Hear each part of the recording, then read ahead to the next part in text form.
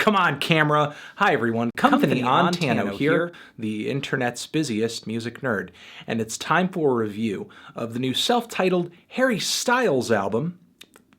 It's self-titled. Harry Styles is a singer-songwriter known for his tenure in the international singing sensation known as One Direction, whose lifespan was cut kinda short with the departure of member Zayn Malik back in 2015. Now, the group is not officially broken up at this point. I understand that they're on hiatus for the moment, but they might as well be broken up, because how can they continue without Zayn? He was the tall, dark, mysterious, sexy one. Something I could rant about for hours, believe me. Now... Nearly every member of the group is splintering off to do a little bit of solo music, and there's no real news of a One Direction album coming out of the works anytime soon. Not surprising, Zayn was the first one to come out with a solo record, which was shooting for sleek and spacious and kind of moody, very sexy, somewhat edgy, but ultimately it just ended up being a very flaccid, very humdrum debut record. Meanwhile, Neil Horan has been trying to build himself up as like this folk pop acoustic ballad bro. I don't know when or if an album is coming out from him. All I know is that his singles, especially his latest one, hasn't been gaining that much traction outside of some initial interest because, hey, I'm embarking on some solo music stuff, guys. Now it's Harry Styles' turn to drop a solo record, which he created an instant demand for with the release of the incredible and hard-hitting and epic Sign of the Times single, which was this grand piece of piano rock with like subtle glam rock undertones to it. The gorgeous layers of instrumentation on this thing, the somewhat serious tone to the lyrics that had some palpable anguish to it over the current social strife the modern world finds itself in right now. The lyrics were a little repetitive, and I do think that there was a bit of a lack of detail to them considering the serious tone of the song, but overall I really loved the track. And for the most part, I liked the very acoustic and sweet ballad Sweet Creature. It was a little safe, but the gently finger-picked guitar chords and very passionate vocals on this track were more than enough to win me over. Going into this album, I had no reason not to look forward to this thing, no reason not to expect it to be good. Harry seemed to be living up to every expectation that I would have for a singer-songwriter, and it seemed like he was bringing a more mature sound than his fellow One Direction members who were releasing solo music. And even though going into this record I was looking forward to hearing a more mature sound, hearing a more mature direction, maybe Harry went too mature on this one, meaning there's not really anything about the songs on this album, in my opinion, that sound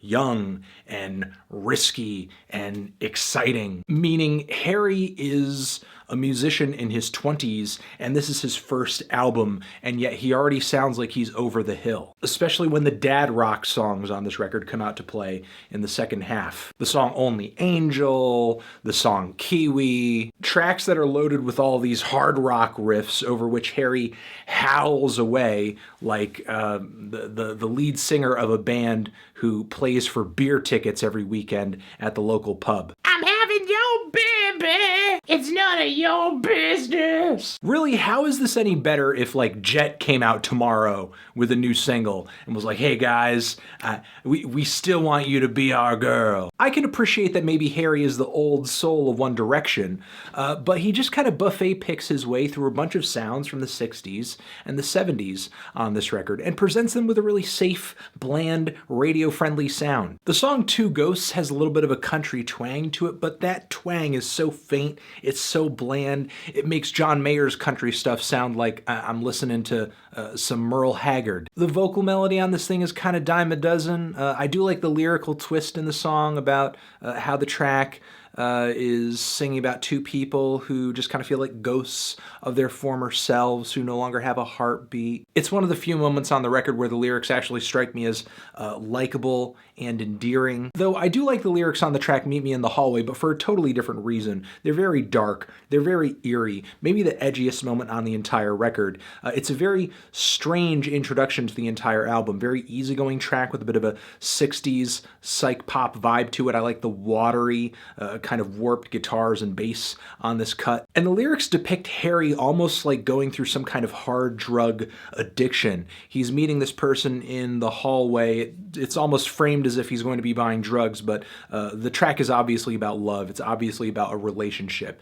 And because this relationship, this love has left him, it's departed him, he's kind of like looking for a fix. I do like the track, even though the ending really trails off. It's one of a few moments on this record where I feel like Harry really fails to seal the deal on a good finish for a quality track. And as long as I'm praising songs on this record, I do want to give a shout out to the track Carolina, which has this really cool, laid back, sexy swagger to it. There's something about the instrumental here that almost reminds me of like Booker T and the MGs. Also, the way the instrumentation transitions suddenly on the chorus and starts just really pushing, starts giving a lot of shove, a lot of oomph, and those little la la la la la la background vocals, they add so much to the tension of the instrumentation at this point. I think this track is so well produced, it sounds amazing, so much so that I'm not really all that turned off by the ridiculous refrain that Harry brings on this track.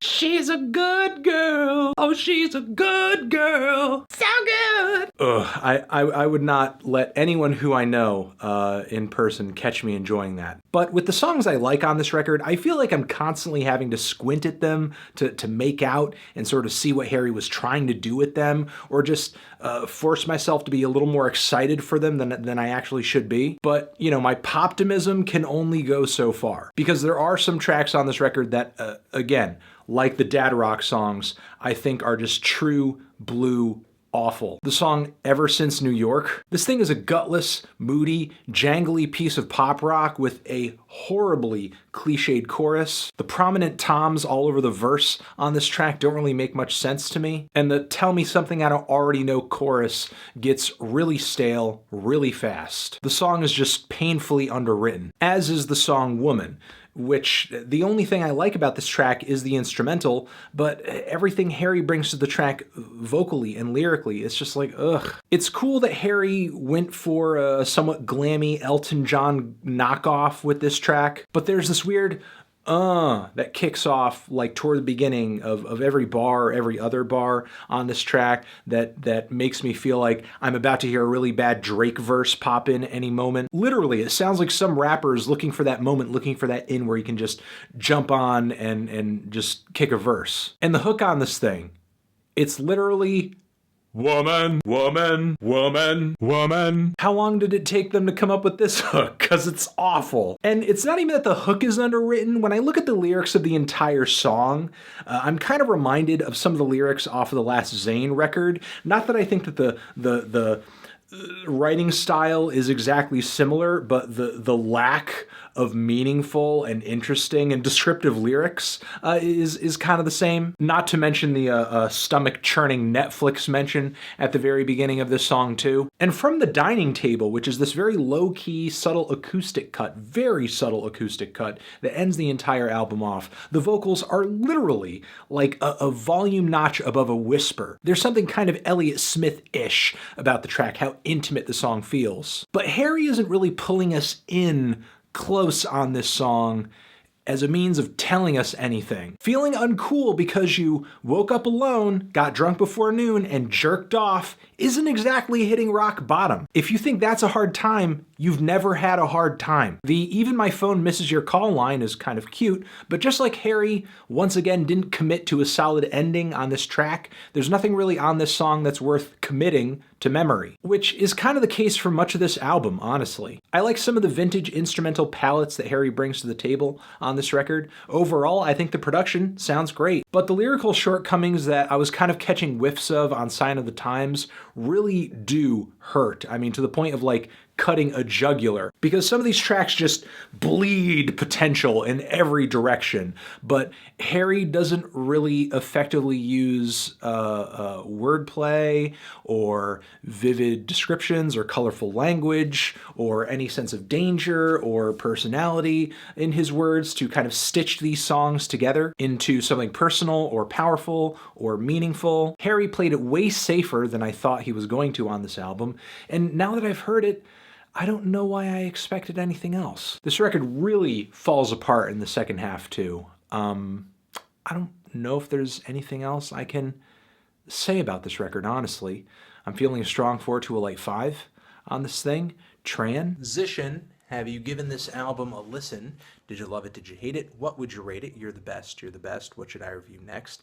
Hit the like if you like. Please subscribe. And please don't cry. If you're angry, just leave an angry comment in the comments. Videos and stuff next to my head I think you should check out. Subscribe to the channel. Official website too. And I will catch you guys in the next video. Forever.